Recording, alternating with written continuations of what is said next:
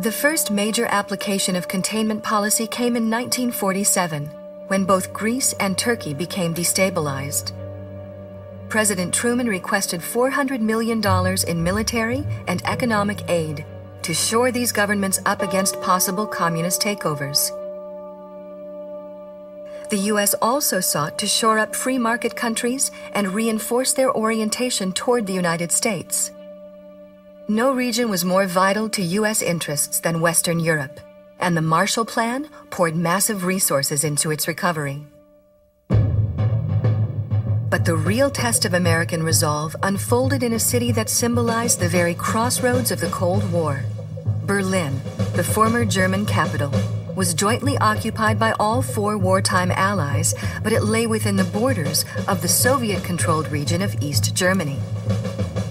In June 1948, the United States led efforts to organize West Germany as a separate nation.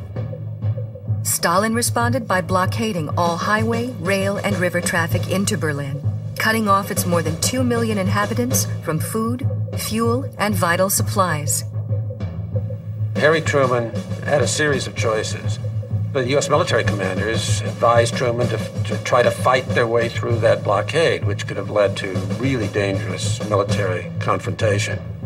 Truman could have ignored it and essentially said, so let them have Berlin. We got the rest of Germany. What he decided to do instead was a third option, which was try to fly over the blockade. I made 208 flights from November around to May or June of '49. Now remember, these were 4-engine airplanes. They carried a load of 10 tons of whatever. And we needed 450 tons a day just to keep those people in West Berlin alive.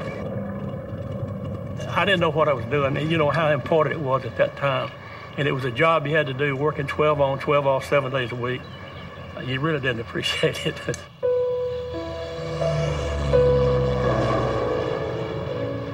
The only reason that I felt halfway decent about it was I was so mad at the Russians for doing this, and those little kids, those little hollow-eyed kids. So I felt like, well, if we can save those little varmints, and when they grow up, they're going to be pro-American.